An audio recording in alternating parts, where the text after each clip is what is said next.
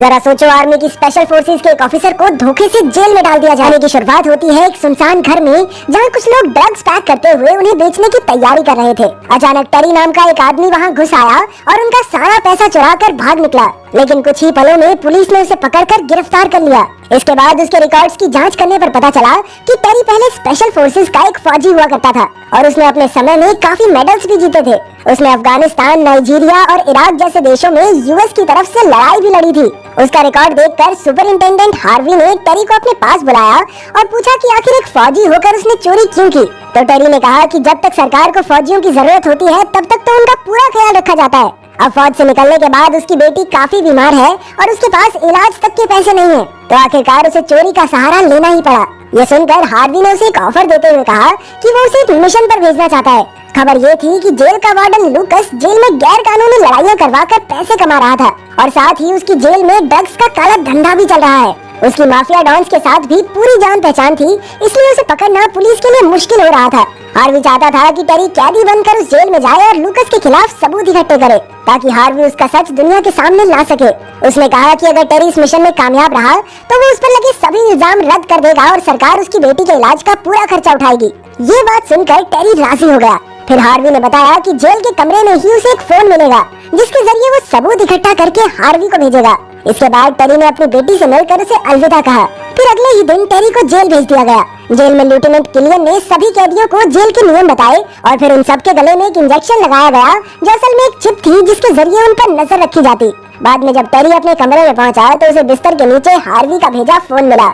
अगले दिन टेरी खाना खाने गया तो अचानक जेम्स नाम के कैदी ने उसका खाना गिरा दिया और उससे जबरदस्ती लड़ाई करने लगा। पर टेरी ने कहा कि वो यहाँ किसी से लड़ने नहीं आया। इसके बाद जब वो बाहर गया तो फ्रू नाम का एक कैदी उसके पास आया और उसे अपनी गैंग में शामिल होने का ऑफर दिया, लेकिन टेरी उसका ऑफर ठुकरा कर लौट आया। इसके बाद जेम्स और उसकी गैंग के गुंडे टेरी पर हमला करने पहुंचे। टेरी ने बड़ी बहादुरी से उनका सामना किया, पर वो लोग टेरी पर भारी पड़ रहे थे। तभी अचानक बोन्स नाम के कैदी ने वहां आकर टेरी की मदद की। कुछ ही पलों में गार्ड्स भी वहां आ गए और उन्होंने सबको पकड़कर अलग अलग कमरों में बंद कर दिया। इसके बाद वार्डन लूकस ने लड़ाई करने के लिए जेम्स की जमकर क्लास लगाई। फिर उसने टेरी को अपने ऑफिस में बुलाया और जेल में होने वाले फाइटिंग टूर्नामेंट्स के बारे में बताया।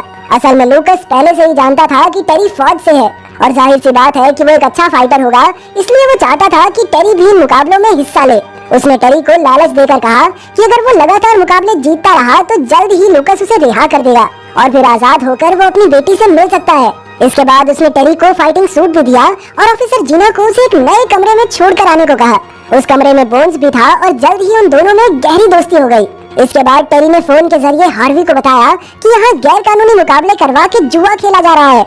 दूसरी ओर बोन्स ने टेरी को जेल की अलग अलग गैंग्स के बारे में बताया। उसने बताया कि फ्रू जेल के मुकाबलों का चैंपियन रहा है और उसे आज तक कोई नहीं हरा पाया। इसके बाद शाम को गार्ड्स टेरी को एक अंडरग्राउंड जगह पर लेकर गए जहां मुकाबला होने वाला था। इन फाइट्स के अंदर कोई नियम नहीं होते थे और इन्हें बाहर खड़े कैदी और देश भर के अमीर लोग देखकर सट्टे लगाते थे। फिर जैसे ही मुकाबला शुरू हुआ तो टेरी ने अपने फोन में सबूत के तौर पर वीडियो बना ली। दूसरी ओर वार्डन मुकाबले के मजे लेने लगा। ये मुकाबला फ्रू और दो कैदियों के बीच था, लेकिन फ्रू ने बड़ी आसानी से बाकी दोनों को चित कर दिया।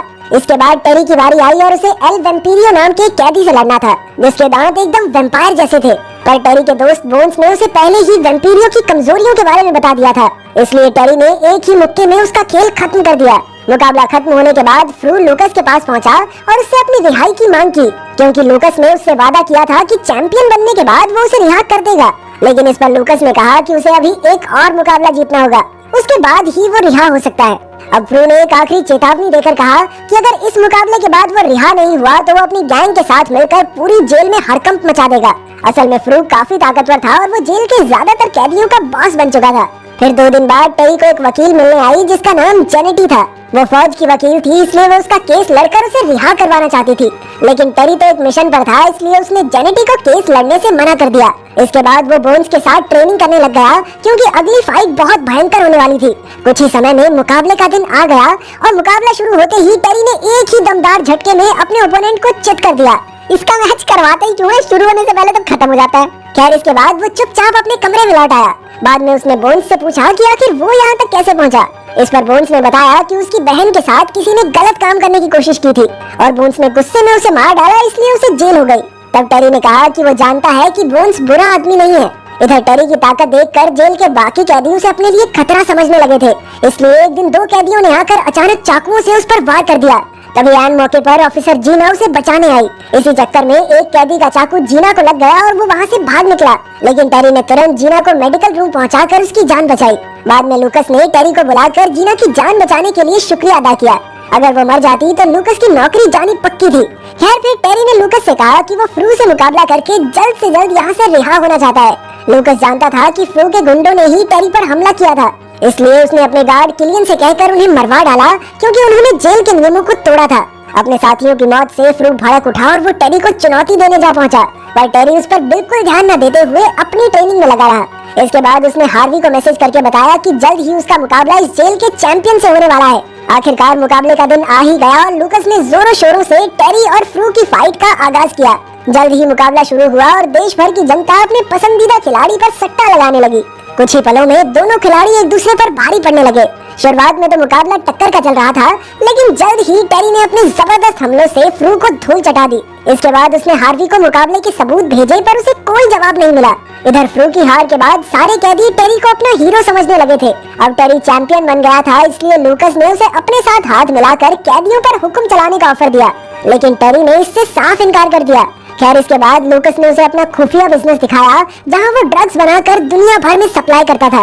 वो चाहता था कि टेरी भी उसके साथ मिलकर ये धंधा चलाए, लेकिन टेरी ने कहा कि वो सोचकर बताएगा।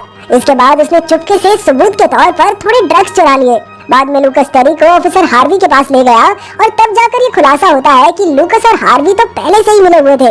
वो जानते थे कि टेरी एक बढ़िया फाइटर है, इसलिए उन्होंने बड़ी चालाकी से उसे जेल में घुसाकर अपने फायदे के लिए इस्तेमाल किया। टेरी की फाइट से आज उन्होंने करोड़ों का मुनाफा कमाया था और अब उनका प्लान था कि वो बाकी जेलों के चैंपियन से टेरी का मुकाबला करवाएंगे। ये सब सुनकर टेरी के तो होश ही उड़ गए। फिर उन्होंने टेरी को जबरदस्ती अपने साथ शामिल होने को कहा, लेकिन टेरी नहीं माना। पर फिर उन्होंने उसके दोस्त बोन्स को जान से मारने की धमकी दी, तो टेरी को मजबूरन हाँ करनी पड़ी। इसके बाद वो बोन्स के साथ कमरे में लौट आया और उन्होंने दुनिया के सामने लूकस और हार्वी के काले धंधे की पोल खोलने का फैसला किया। फिर उसने अपनी वकील जेनेटी को बुलाया और चुपके से उसे लूकस के खिलाफ सबूतों की चिप दे दी। इसके अलावा उसने जेल के बाकी कैदियों को भी अपने साथ कर लिया, क्योंकि वो सब लूकस की तानाशाही से बेहद परेशान थे। कुछ देर बाद दूसरी जेल का वार्डन अपने चैंपियन शाका को लेकर पहुंचा। उसने लूकस से $10 लाख की शर्त लगाकर शाका और टेरी का मुकाबला करवाने को कहा। आखिरकार लूकस मान गया और कुछ ही समय में मुकाबला शुरू हो गया। अब टेरी ने चुराए हुए ड्रग्स का पाउडर शाका की आंखों में झोंक दिया ताकि वो देख न पाए, और इसी मौके का फायदा उठाकर उसने शाका को बुरी तरह पीटा। तभी उसने जेल के सभी कैदियों को इशारा कर दिया और उसी वक्त कैदियों ने पूरी जेल में तोड़फोड़ मचा दी। कैदियों की संख्या ज्यादा होने की वजह से गार्ड्स उन्हें रोक नहीं पाए और देखते ही देखते सभी गार्ड्स मारे गए। तभी ऐन वक्त पर पुलिस वहां आ पहुंची, क्योंकि असल में जेनेटी ने वार्डन के काले धंधों का सबूत पुलिस को देकर लूकस और हार्वी का पर्दाफाश कर दिया था। इधर लूकस भागने की फिराक में था कि टेरी ने उसका रास्ता रोक लिया और उन दोनों में जबरदस्त लड़ाई शुरू हो गई। लूकस ने उस पर खूब गोलियां चलाई, लेकिन टेरी ने उसका दिया हुआ बुलेट प्रूफ सूट पहना हुआ था, इसलिए उसका बाल भी बांका नहीं हुआ। तभी पुलिस ने आकर लूकस को गिरफ्तार कर लिया और जेनेटी ने पुलिस को बताया कि टेरी ने ही वो सारे सबूत इकट्ठा किए थे। आखिरकार टेरी की बहादुरी की वजह से इतने बड़े रैकेट का खुलासा हो पाया, इसलिए सरकार ने उसे रिहा कर दिया और उसकी बेटी के इलाज का खर्चा भी उठाया।